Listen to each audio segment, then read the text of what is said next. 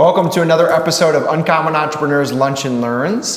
Today we're going to hear from Jan from Hallo. We'll be getting into that. This episode is sponsored by Donate PR, which is a donation platform for Puerto Rican nonprofits, 1101c3. Check that out, link below. We're in beautiful Luna Space today, which is a brand new co-working space here in Old San Juan on Luna Street. And so I'm Drew. I'm Brian. And I'm Jan. And this is Jan. So Jan, you're a serial entrepreneur. You're from the Midwest originally, relocated down here. Yes, sir. So you started a tech company that has a lot of potential that we'll be getting into. So maybe, fill us in, like where your background and where you're coming from.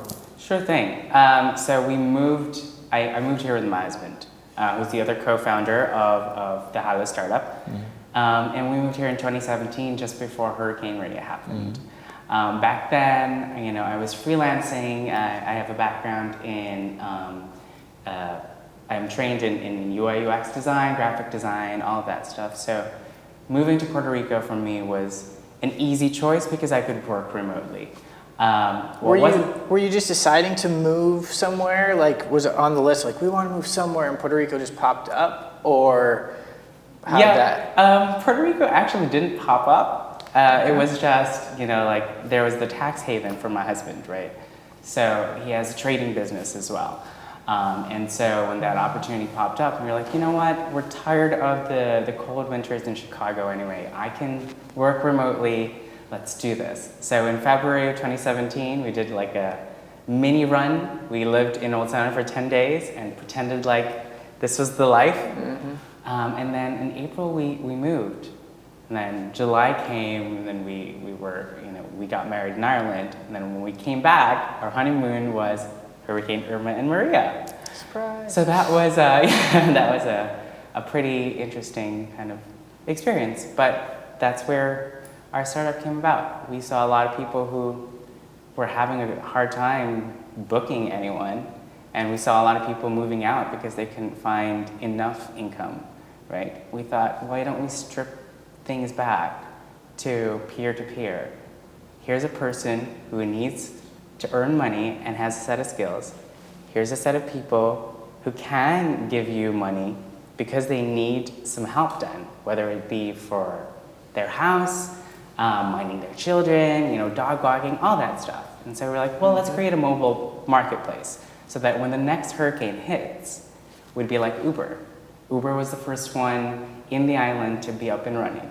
Not the websites, it was the mobile applications. So we thought, you know what, let's design it so that if, God forbid, the next hurricane comes in, we'll be okay. And people will still have that option.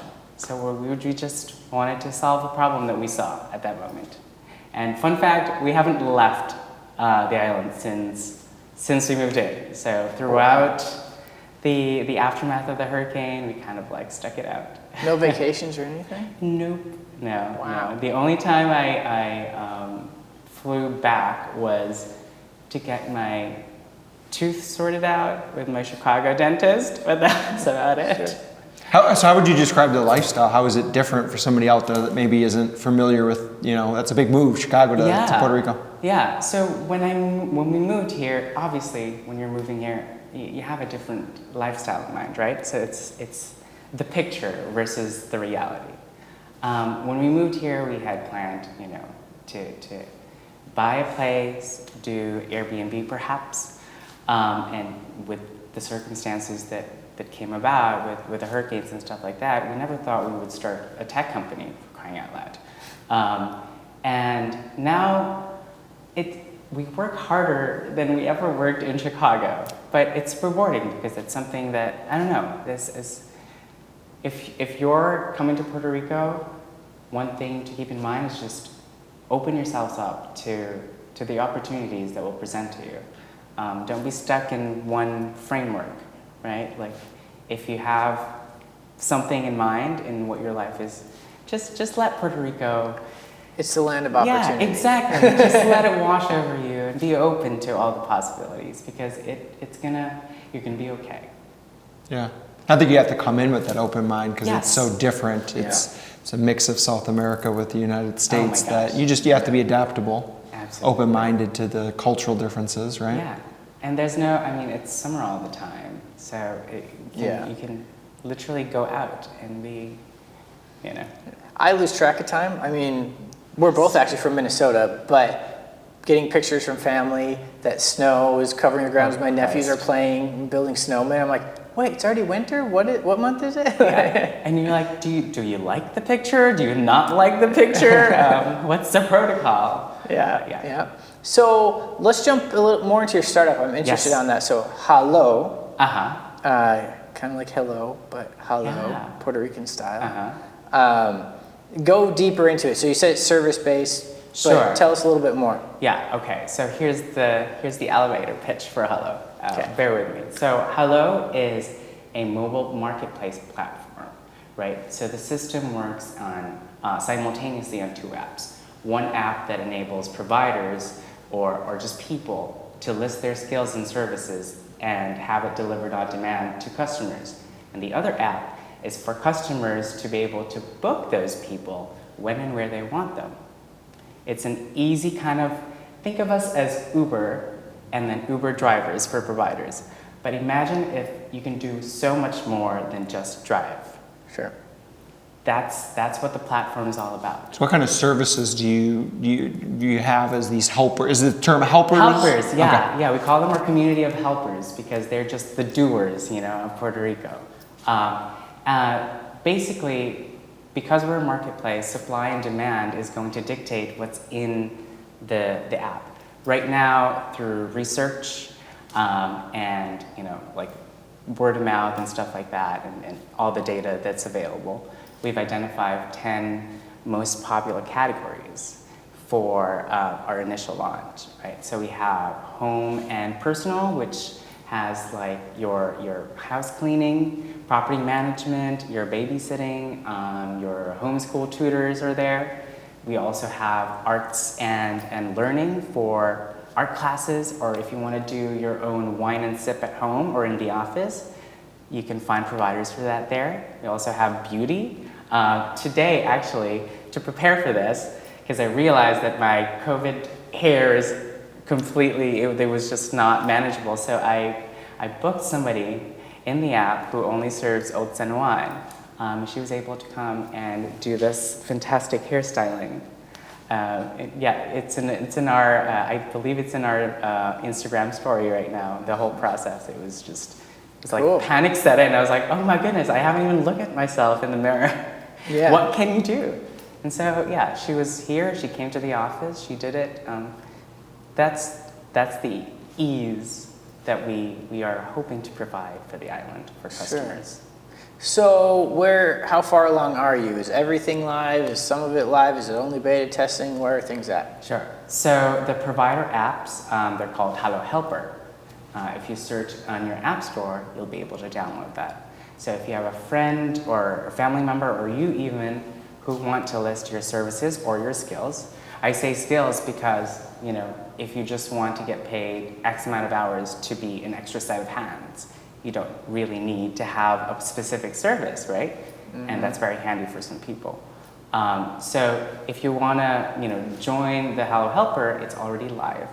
As far as the customers go, we've held off a little bit on releasing it publicly because we want to make sure that we get the supply for you, and we want to make sure that the standard of quality for every provider that you see there, their profiles, their listings, are up to what you might expect, right? Mm-hmm. Even if you're in the States.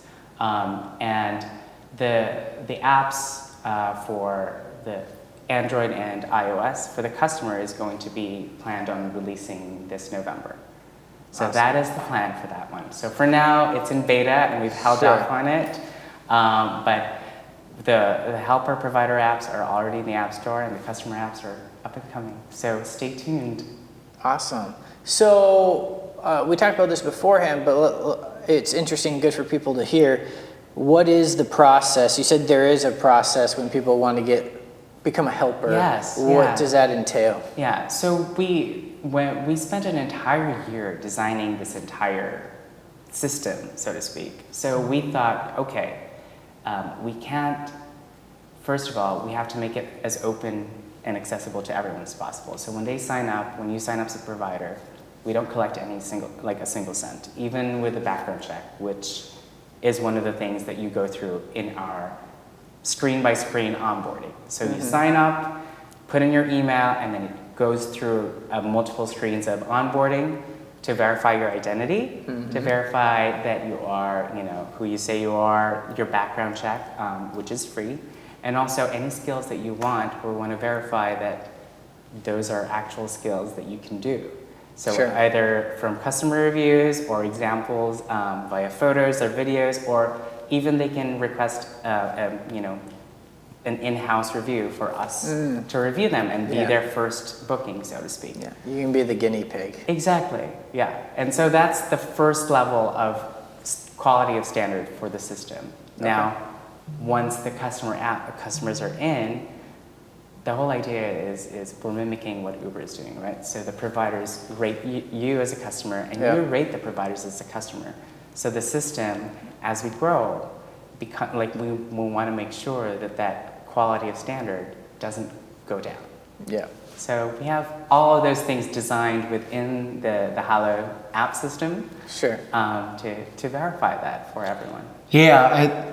Initially, when I heard you pitch at an event prior, just the concept really connects because, in Puerto Rico, there's kind of that missing element of, finding good service providers can be, it's where a word of mouth type concept of how you typically find, from my experience. And so it sounds like there's definitely a need for it. Yeah.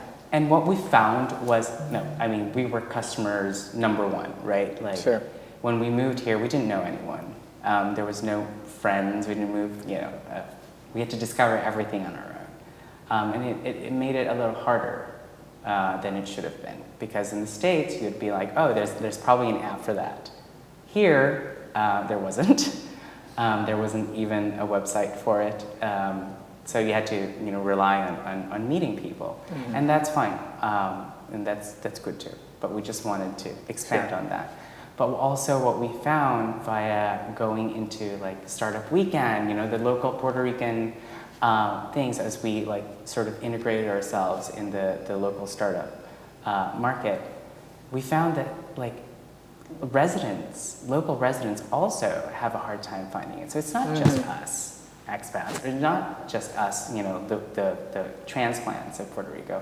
Locals also have the same problem. And we thought, okay, well, this is a problem, or this is a solution that could possibly sort of bridge that gap. It's everyone has the same problem, but no one seems to be talking about it. So let's just go fix it, now that we know.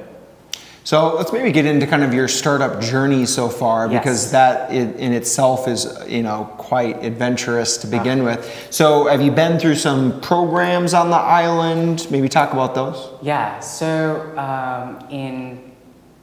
after we conceived the idea, you go through Startup Weekend, which is in the Puerto Rico startup world. That's where you basically spend a weekend validating your idea and going through this sort of accelerated just brainstorming, right? And then they have mentors over there that will tell you, you're doing it wrong. Yes, you're doing that right.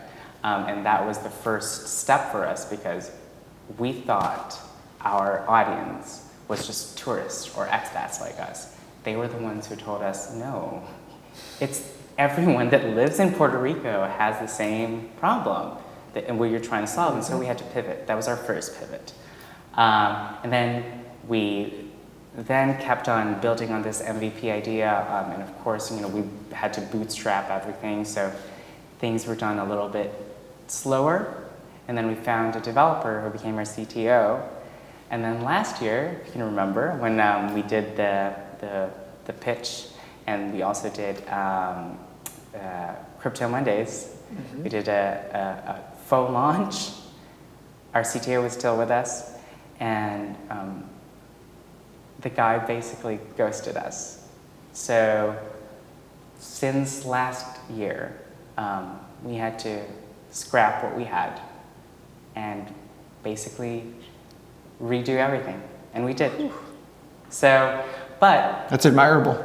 Oh, thank you. I'm sure, quitting was going through your mind, and yet you stuck with it. Oh, yeah. And now you're launching. Yeah. So what we did was, we learned from the mistakes that we did with the previous project, and we said, you know what, we're a little bit stubborn. So we said, okay, let's redo it, and let's redo it better. So now we have both apps launching at the same time, the provider side and then the customer side. Last year, that was not the case. Last year, it was going to be a web portal for the providers. And we thought it was less secure, but we thought that's all we could do. We proved ourselves wrong. Good. So that's what we're in now. It's been a long journey. I'm sure a lot of our friends have sort of, I think I told you this, COVID actually saved our social lives, because this year we would have just been hermits, just working. You didn't need to make up excuses that you can't. Yes, Somebody, Like, there's no decline. Yeah, no, it's just, we can't go because of COVID. Yeah. Sure. So but I'm glad that, I told Drew, I was like, I'm glad that we were able to go to Uncommon Entrepreneurs again, and sort of regain back life. Now we have a great local team, just killer ladies. How big is your team? We have 4 now. Okay. So we're getting bigger and bigger and bigger, and we're getting interns now from the Hallo Empleo program, which is also a Puerto Rico initiative. Let's talk about that. What is that? So for startups in Puerto Rico, right, there's this great program called Hallo Empleo. So if you qualify for it as a startup, they will essentially, for 520 hours, you can get 520 hours worth of interns. So that's 20 hours a month, I believe, or 20 hours a week for 6 months. I think equates to, correct my math if it's wrong, but I'm just going to go with it because I don't want to think about it. Yeah, so, but that's great because the government actually pays for these interns, these college interns, to intern for your startup so they can learn and have their experience built up. It's good for startups because overhead is low and you get manpower, right? Yeah. It makes it more viable for you to do more things. And we learned about that because of the great accelerator programs that are in Puerto Rico. We're happy to say that we finally got into pre-18. Okay. It's under a Parallel 18 startup. We just actually had our first icebreaker today. The other startups are amazing as well. We're really, really excited. And it's a validation for us because finally we are, for all intents and purposes, we are what we thought we always were, which is hecho en Puerto Rico. We're a Puerto Rican startup. We were born here. We were for Puerto Rico. The only thing is I still can't speak Spanish, but my insides are, I think, Boricua. So there we go. Yeah, so that was a really good accomplishment for our startup this year. Yeah, that's a great, Parallel 18 and all the programs underneath the Science Technology Research Trust are awesome. Amazing. Those are great. And for anyone who doesn't know, Pre-18 is essentially a precursor to the regular Parallel 18, which is, I'd say, the main accelerator, one of the main accelerators on the island, and Pre-18 is just an earlier stage of that, essentially. So you can kind of work your way up through the startup chain, so to speak. So that's awesome. And how long is that program? So it's about 6 weeks. Okay. Because of the timing, we do have a 2-week break in the middle, so it'll end about February of next year. Cool. And then after that, hopefully we get into Parallel 18 too, because we're very successful. Yeah. That's the goal. Yeah, no, that's a good one. So you're servicing Puerto Rico. Yes. And you're starting in the metro area. Yes. And the idea is because we are essentially a marketplace, we have to sort of narrow down our initial market so that we can perfect our systems, so that we can catch things. But within year 1, we plan to serve 97% of the population in Puerto Rico, which is essentially island-wide. Do you plan to stop there, or is this a global thing? Oh no. Yes. So we have a financial advisor, and we've been working with them on this 5-year plan filled with KPIs, filled with budgets. In 5 years, we plan, or no, by month 21, we plan on becoming cash positive. Basically, means that you're a cash positive company, right? Self-sustainable at that exactly. point. And at that point, then we can look at lookalike markets like Colombia, Mexico, to expand to, right? Because now we've learned not only one side of the market, which is the Spanish market, we've also learned the English market too. So the way we can expand is to more, to more places, not just the U.S. Yep. Right? Puerto Rico is a perfect staging point for both North and South America. Pretty much this half of the world is the perfect staging point. Even into Europe, actually, because it's so quite far east. Yeah, and I've learned so much with my experience of doing this startup in Puerto Rico. Like I said, it wasn't planned. Any major takeaways? I would say, if you think that something that works in the States will work here, you might want to rethink yourself. Because it could, but it might not. It could, but it probably won't. From my experience, it's just you don't expect anything to work the first time, basically, and just go with it. Like I said, go with the flow. But make sure you're moving forward no matter where you go. Yeah, always got to move forward, that's for sure. So what's your why? What's the passion? What's made you stick with this and get to where you're at through all that adversity? So, I mean, anyone who's met a Puerto Rican, they're lovely people. And when you see a problem that can be solved and you have the solution for it, for us, this is more of a, okay, now Puerto Rico is our home, and we love the people here. One day we will be able to speak the language, the local language, pero practicando cada día. But for us, no matter what we faced, hardship-wise, which has been quite a lot in the past couple of years, it wasn't us anymore. It wasn't about us. It was about the people. It was about who the solution could basically affect.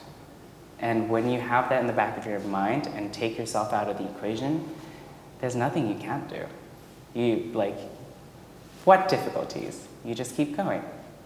Obviously, there's a lot of wine involved to get through it, but just take yourself out of the equation and make sure what you're trying to do is something that you feel very, very passionate about, and you'll be okay. So that's how we have gone through all of this.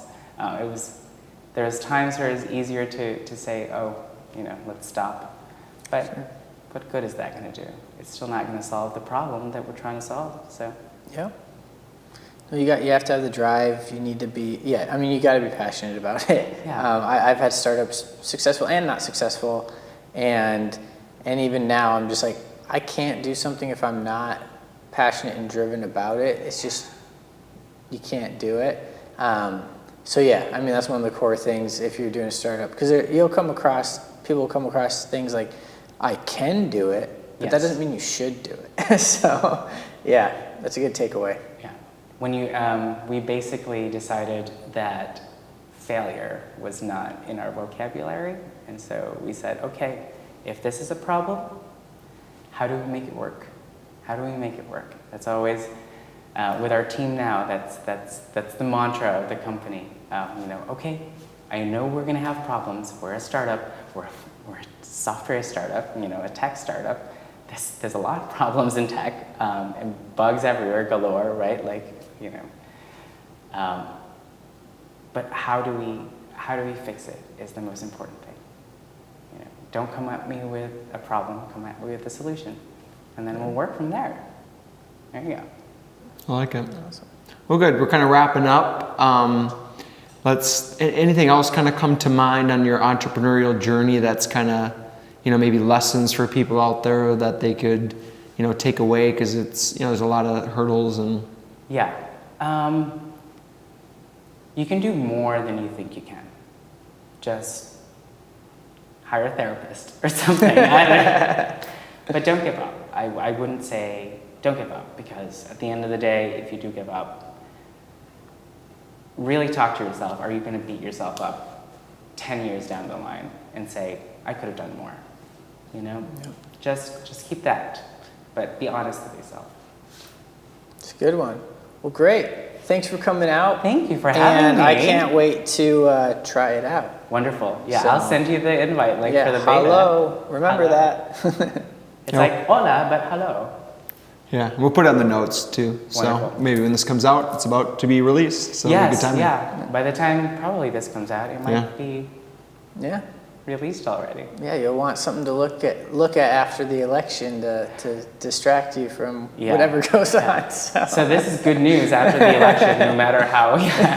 Your life just got simpler. Yeah. There you go. I like that. Perfect. I feel that. Yeah. An easy product to make your life simpler. Yeah. Well, thank you again for coming on. And thank you very much. Yes, you're welcome. Yeah. Okay. See you next time. See you next episode.